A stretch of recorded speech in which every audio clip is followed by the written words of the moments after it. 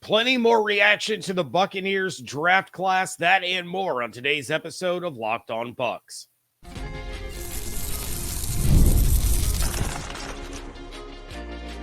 You are Locked On Buccaneers, your daily Tampa Bay Buccaneers podcast. Part of the Locked On Podcast Network, your team every day. What's up, and welcome into this Wednesday episode of Locked On Bucs, your daily podcast covering the Tampa Bay Buccaneers, part of the Locked On Podcast Network, your team every day. I want to thank you for making Locked On Bucs your first listen review every single day. Don't forget you can subscribe or follow for free on YouTube or wherever you get your podcast. And of course, you can follow along on Twitter. I am James Yarcho at JYarcho_Bucs. He is Mr. Traveler himself, Evan Klosky at eKloskyWTSP. We are your credentialed members of the media covering the Tampa Bay Buccaneers. I'm the deputy editor of SB Nation's BucsNation.com. Evan, of course, is on 10 Tampa Bay and at 10TampaBay.com. And Locked On Bucs is here with you every Monday through Friday, along with the everydayers. And for that, I want to share my appreciation for your continued support of the show. This episode is brought to you by Game Time. Download the Game Time app, create an account, and use code LOCKEDONNFL for $20 off your first purchase.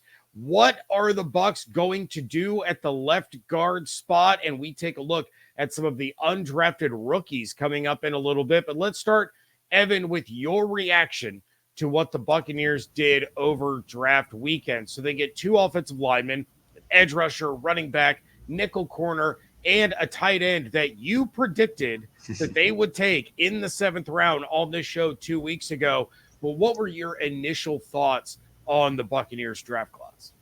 I think that the draft class is nothing that's going to win headlines. I think I tweeted out something as much. But this is exactly kind of what they needed.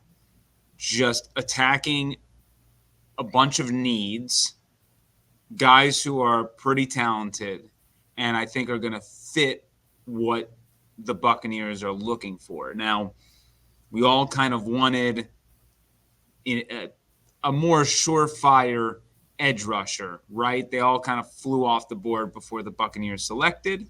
And you can't go wrong with the pick of Graham Barton. Didn't really know that Barton was going to make it that long. I'm very curious what the thought process would have been if Barton were gone, how they would have maneuvered that selection. But from all accounts of what everybody's saying, many believe him at center could be, a multi-time Pro Bowler, all-pro type of ceiling, plug and play. I'll see you week one sort of deal. So it was very interesting listening to Jason Light say, we had conversations, Todd Bowles and I is the we, going back to the middle of last season about getting bigger on the offensive line. This was obviously something that was a huge star underline. We are not beefy enough. So now you got someone with a little bit of size on the interior. And hopefully, we haven't seen Cody Malk, but hopefully he beefed up as well. And then now we got to worry about the other guard spot, which we'll get into in a little bit. Beyond that, Chris Broswell, he could be a sneaky grab here. He's a prospect who really waited his time at Alabama, so he doesn't have the wear and tear. Also, you don't know what kind of production he would have had. Let's say if the season that he just produced would have been, his junior year, and then in his senior year he gets another crack at it. You don't know if that would have elevated him to maybe a first round type of talent. So love the intangibles. I still believe the defensive the edges are going to be really what make or break this Buccaneers team of whether they can get after the quarterback or not. Even with bringing him in, I don't know if my opinion changes much on the edges. I think they're a good, solid unit. I don't think anyone's great. So that is what it is. But adding more depth, adding more bodies, quality bodies, I think is an awesome thing. And then adding Smith there in the secondary. They needed to add a secondary piece. I know many were like, oh, why didn't they draft a cornerback? Well, they already addressed that in free agency a little bit. There was less pressure to really worry about the cornerback position. But, the way that Smith kind of mirrors Antoine Winfield Jr. in playing style, I can totally see why he was their guy, because in some of the tape, he does feature the characteristics and qualities of, Antoine Winfield Jr., not obviously an exact carbon copy, but he provides you depth.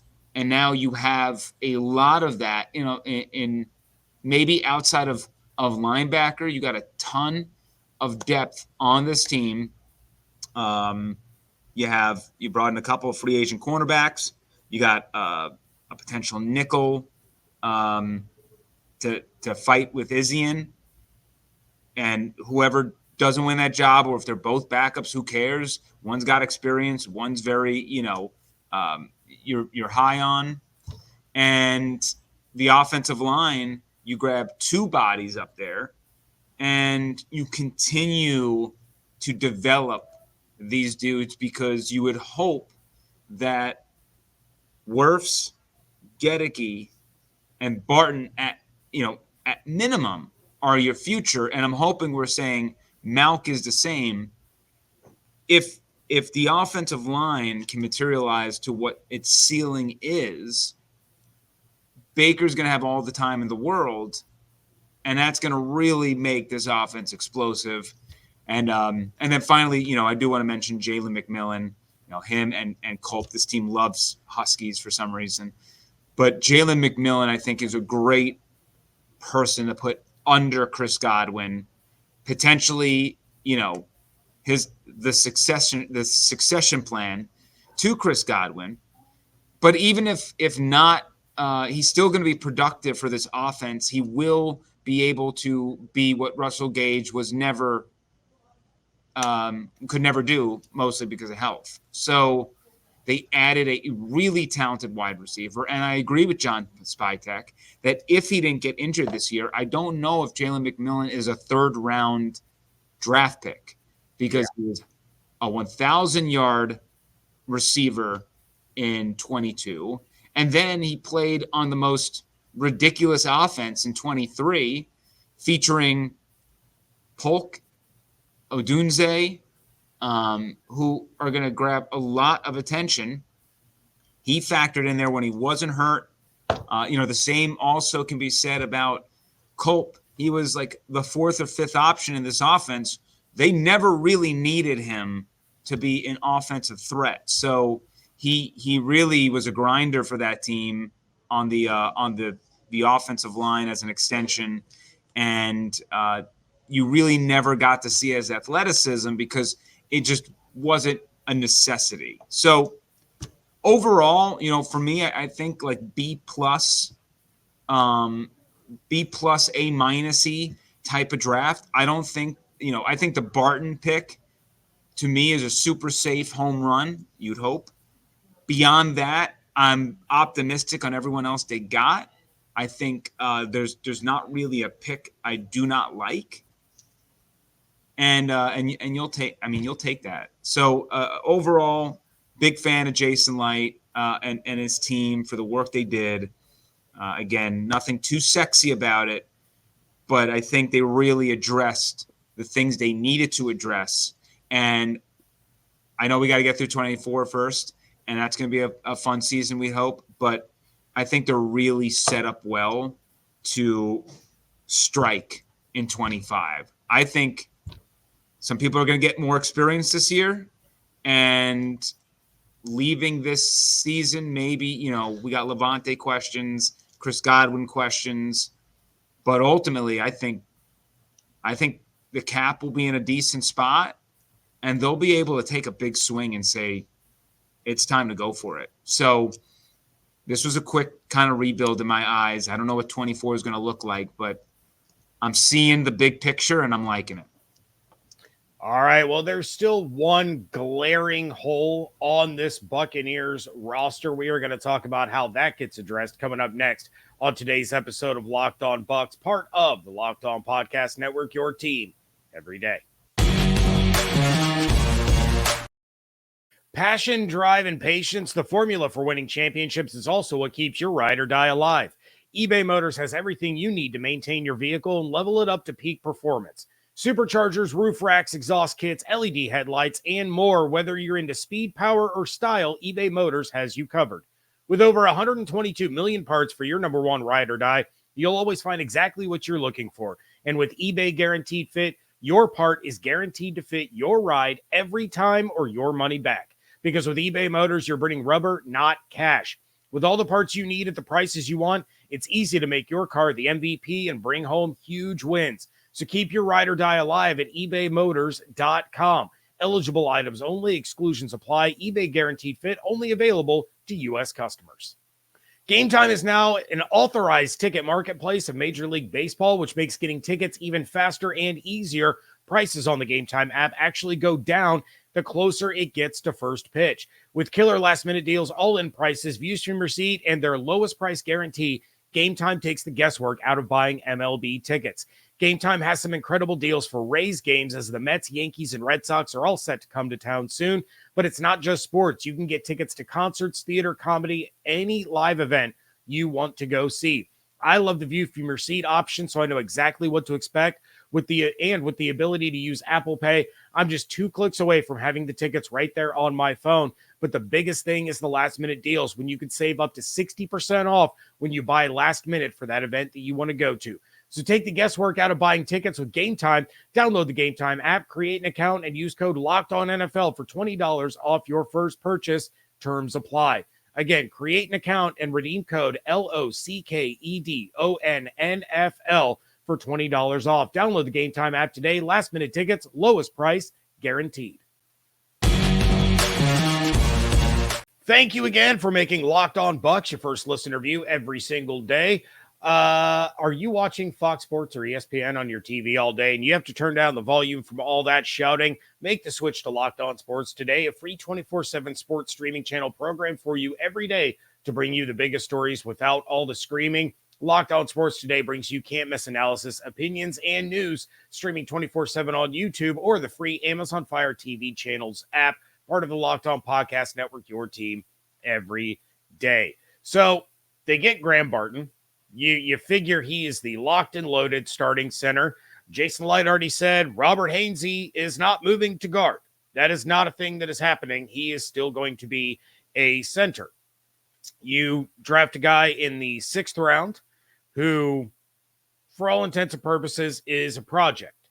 So that means at the left guard position, you essentially have a battle among guys that were both viewed as backups, among others.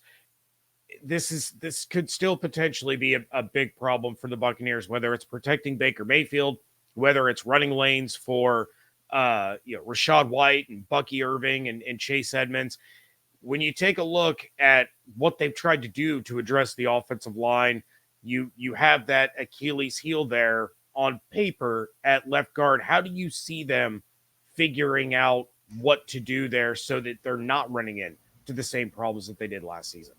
Yeah, first off, I didn't even mention Bucky Irving in my first rant, but Jason Light really needs to hit on a running back at some point. Well, and Scott Reynolds of Pewter Report was saying that the Packers took Marshawn Lloyd right before the Bucs were going to. So apparently Bucky was the pivot, allegedly. But I don't know. I said my piece about it on Monday's episode. I like the pick, but because I like Irving as a prospect, but to me, it didn't add anything that the Buccaneers didn't already have.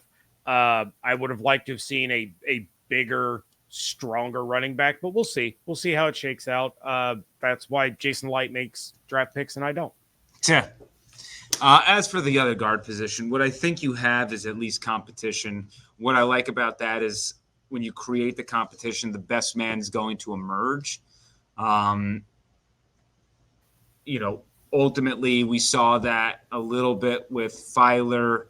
Got a little injured. Stinney stepped in. Things were looking better, and they stuck with Stinney. Stinney wasn't perfect by any means, but, you're going to have to live with the fact that that other guard position isn't 100% what you're looking for. I'm sure next season we're going to go into the drafts and we're going to say they need one more guard. They probably, Jason Light, who has drafted an offensive lineman in the first 3 rounds now for the past 5 drafts, I believe, probably will do it again next season to make it a 6-burger. But I would lean towards Bredesen being the starting guard week 1, but that remains to be seen. You're going to have at least 3 guys open for that job. I would also say, they might want to I want to know if they're going to tinker with Cody Malk. Are they going to keep him at right guard, or would they want to switch him over to the left guard spot? Remember with Gedeke, Gedeke, they moved from, a guy who was a left tackle, and they tried to make him a right guard, and it was too much change. They threw him back to his more natural position, at least, as a tackle, and that worked wonders. Mm-hmm. You wonder maybe, is Malk maybe more comfortable as the other guard, and then maybe flip it over and see what that looks like. I don't know. I do want to see them mix and match a lot in OTA's training camp of figuring out these pieces. I think that it would be cool for Hainsey to compete at that guard spot as well. But I understand he probably is best suited as a solid backup center. I think this is like his ideal position in the NFL, especially given his, experience at the position. I can understand why you wouldn't want to mess with that, because if anything does happen to Graham Barton, at least you got a guy who's done it back-to-back years, and you can play him and not worry that your offense is going to be seismically screwed, right? Because that's what happens with the offensive line. You lose Tristan Wirfs, you lose Luke Gedeke. There's no real replacements there. Justin School can only do so much. Brandon Walton can only do so much. It's not that they're bad players, just a drop-off is just so significant.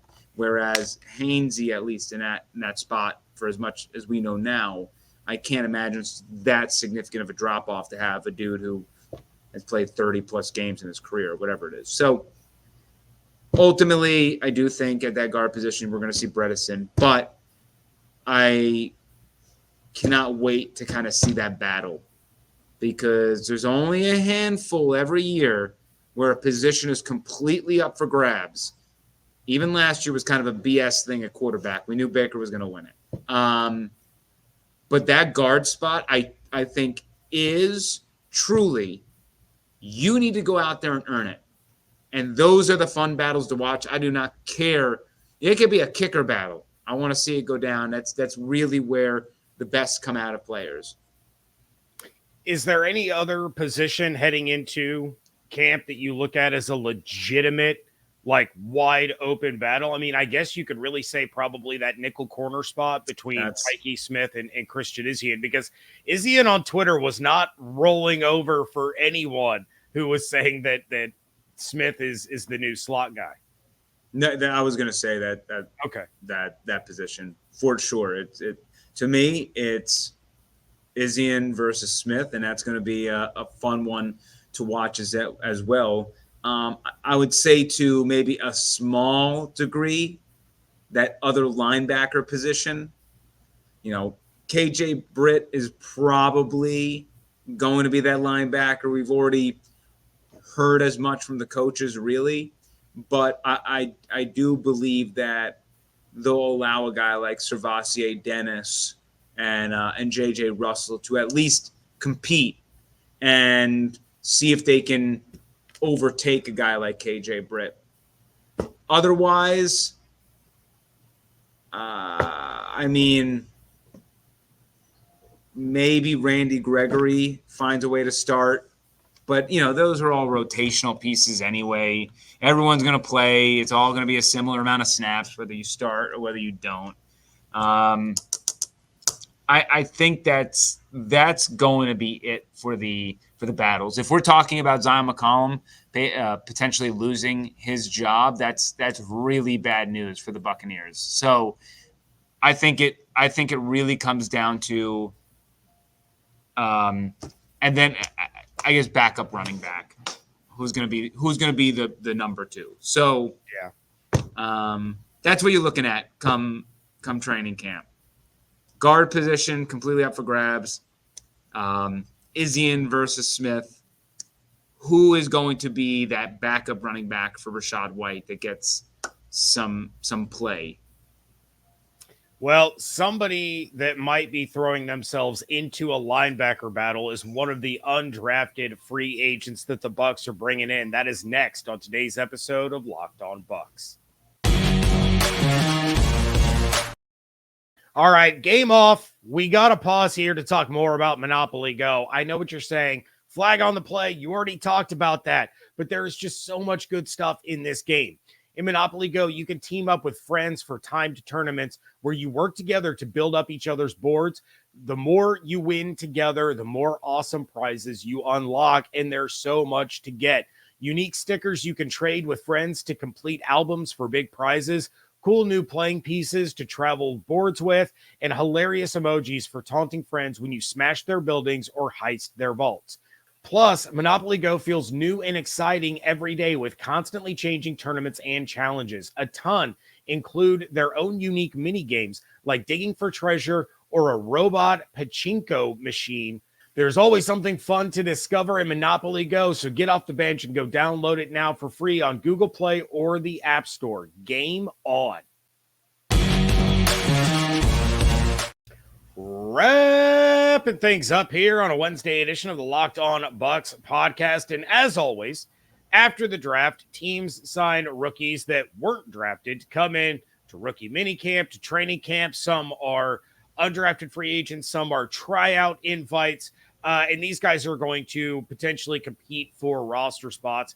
And I will say, the Bucs definitely did some work there.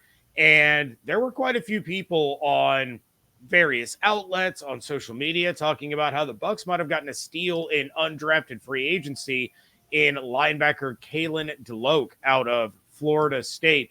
But Evan, I'm gonna, you know what? I'm not gonna run through this list. I know before the show you were looking at the list of undrafted free agents. I'm going to save this list for another time because there's like 87,000 names that the Buccaneers have brought in, but I do think a lot of them you won't have to really keep tabs of. Exactly.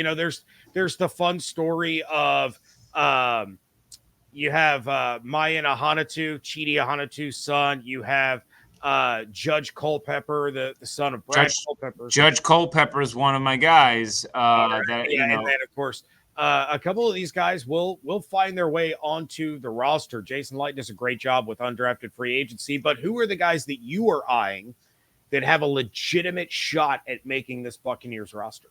Yeah, I mean, I think Judge Culpepper is a name I'm eyeing. And, for me, I don't view undrafted free agents as more of like on the roster, but I do want to see a handful of them as practice squad guys at minimum. Sure. But Judge Culpepper, they gave some money to him. Mm-hmm. And they were impressed at the local day that they run every year because he's a Plant high school product. Obviously, Brad, very much in our community. And I think being explosive on the line is something that they're always going to take a look at. And I think it's one of the – you've heard me say this ad nauseum. I don't think the Buccaneers are a Super Bowl contender until they're causing complete havoc on the defensive line. So anybody who they can bring in there to really see how they look I'm interested in, and he had a pretty decent college career. I'm also interested in the cornerback out of Appalachian State, Tyreek Thunderberg. What a great name. Not Thunderstruck, but Thunderberg. He had 8 interceptions his final 2 seasons in college. 3 of them were returned for a touchdown. It is a position they did not necessarily address in the draft.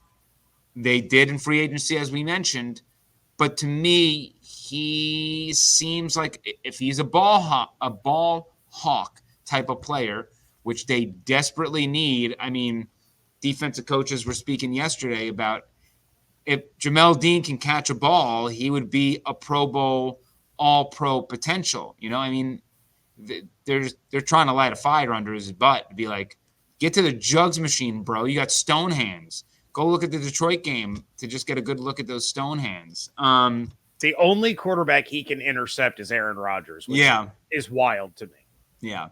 I mean, I also look back at that Buffalo game. It was like, I think it was maybe the 4th down. He could have took that thing to the house and just kind of like, So that's another name I got my eye on. I have a soft spot for Rashad Wisdom, my guy out of UTSA. Yeah. I know the family very well from my time in San Antonio. He's a Judson High School product. If you know anything about Texas high school football, Judson powerhouse type of program. They used to be more of a powerhouse before the district kind of split up into a few high schools there and broke up, took all these amazing players and now they're spread out. But, he's one of those guys that kind of grew up playing with some other NFL players like DeMarvin Leal and Sincere McCormick. So I'm just excited to see him because he's also of the Antoine Winfield Jr. type of height. He's got the he's much bulkier than Antoine. He's like a bowling ball out there. He hits like a truck. But it's a matter of, can he how can he handle the speed of the NFL game? I'll be interested in that. But that's my shout out to Rashad Wisdom because that's I've gotten to know them real well. He's a great dude. I mean, a lot of these players, it's funny when you kind of talk around and you hear about the players that the Buccaneers draft. They really put so much weight into the character portion of the evaluation that they're not bringing in some jerk. So I think that's, maybe it was like somewhere in the middle of Jason Light's tenure. And there's probably a draft you can go back to where you can understand where things kind of flip that on its head. But whatever they're doing now in recent years, along with the stability of the front office, which is still remarkable considering, they won a Super Bowl. The team exceeded expectations, from the outside world last year, and yet nobody wants to dip their toes into the brain trust of Jason Light, which he says is great news for him, but also adds a chip on his shoulder that, you don't want any of my guys. They're great. But I think that continuity really helps momentum steamroll into some of these drafts and who they're able to bring in. And I mean, they did an excellent job last year with the undrafted free agents. So I'm just kind of excited to see what we're going to get come rookie minicamp and all the other OTAs. Yeah, and I'm going to dive into the undrafted free agents a little bit more on tomorrow's show. And per request, I will make a graphic for those of you watching on the YouTube where I can write out all these names because, like I said, there is a lot of them. So rattling them all off, it's probably going to go in one ear and out the other, but I'll have all those laid out for you on tomorrow's show. But yeah, I will say, as I was putting together this list, Evan, I saw Rashad Wisdom and I went, that's going to be an Evan guy right there. Big time. That's going to be your dude. So, all right, what do you have on tap over on 10 Tampa Bay now that we are officially on Stamkos watch? That's pretty much what it is. Lightning season's over. So now we transition to the Rays. Which, by the way, the best City Connect jerseys in the MLB. Easily. Say that right easy. now. Just they nailed that one. I didn't know about the skate scene in St. Pete, but regardless, the uniforms are delicious. So, we shift our attention to the Rays. We'll be able to sink our teeth into some more storytelling in the summer now that things have opened up. Obviously, camp and times we're going to be able to speak with the coaches, and the players will have pretty much weekly visits to One Buck for a while before everyone's let loose on their summer programs. But yeah, I mean, we're already game planning for the Blitz come the fall. That will be around before we know it. 3 months away, pretty much. 4 months away, I guess. But for 3 months away till training camp, but 4 months till we actually do the Blitz. But regardless, make sure you head to 10tampabay.com. Follow me at eklosky.wtsp.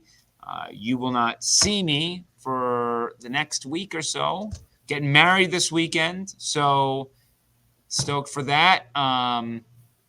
Gonna take one of the longest vacations ever in my life, which will also be an amazing part of this this historic moment in my life. So that's what we got cooking this week. Personally, professionally, the Lightning made it a little bit easier on me to not worry about that during my nuptials. But that was not what I was hoping for. I wanted them to put pressure on me. Yeah, they were just trying to help you out, do you a favor. But yeah, now, why those guys, man? I tell you, they're the best. But yeah, excited for you. Enjoy the vacation. Well deserved, well earned. Lots of fun stuff. Outside of the pending nuptials, of course, make sure you're checking out everything going on over on 10 Tampa Bay and at 10tampabay.com. Check out my work over at bucksnation.com. Follow on Twitter at Locked On Bucs, at JYarcho_Bucs, at eklosky WTSP. Become a Locked On Bucs insider. Join subtext.com/LockedOnBucs. Make sure you're subscribed on YouTube and wherever you get your podcasts. Hope you all have an absolutely outstanding day. Stay safe, stay healthy, fire the cannons. I want to thank you so much for joining us right here on Locked On Bucs, part of the Locked On Podcast Network, your team every day.